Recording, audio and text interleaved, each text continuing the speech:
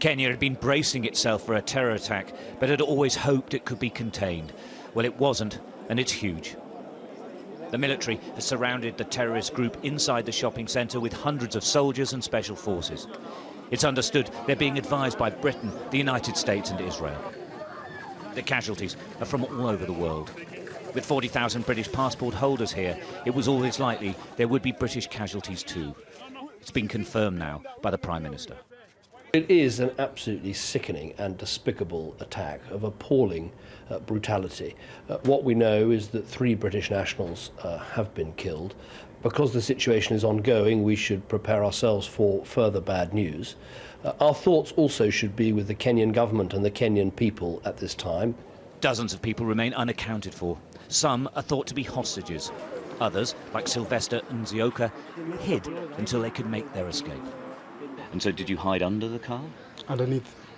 And you were there, what, for a whole day? Let's say from lunchtime yesterday till this moment, yeah. Yeah. And so how did you get out? How were you able to get out? Since I'm Kenyan guys, then I just got out. There was a lady who was behind me, beside me. I just thought, get out, we'll be rescued by these guys. Okay, so what you said, hold on, it's me, can you help me? Sort of yeah. That's how they helped us.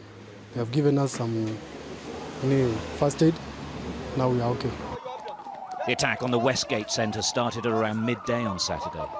Al-Shabaab gunmen firing indiscriminately and throwing grenades, killing men, women and children. Only when Kenyan security forces engaged the gunmen were survivors able to make it to safety. Amongst them, Sadia Ahmed. I just rang up my mom saying, I love you, I'm not sure if I'm going to make it today or not. I might die and I just want to say that I love you.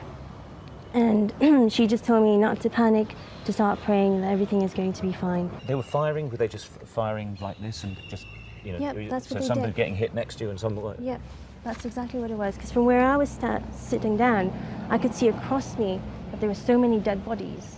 Asians, Africans, and around me as well, people just bleeding, and you can't do anything about it. And I looked up to see if I could see any of my colleagues. And luckily I did see a few. Her child was injured, she had a bad leg injury, and her son missed half an inch of a bullet, which hit the kid right next to him. Right. How many people do you think died on the roof, do you think? Oh, at least 20. Really? At least 20 on the roof.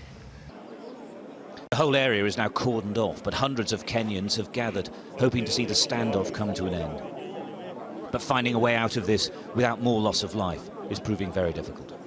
What is clear is that this group is well organised, well armed and committed. Indeed, there is a fear here that they have no intention of reaching some type of negotiated end to this.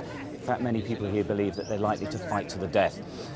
Already, there are questions being asked about security at the shopping centre. Not least, how did so many armed men enter with impunity?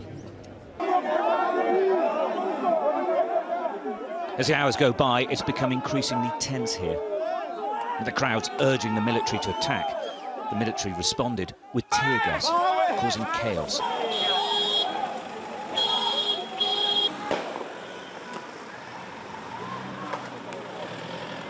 For the families of the missing, these are awful times, waiting and hoping that their loved ones will escape.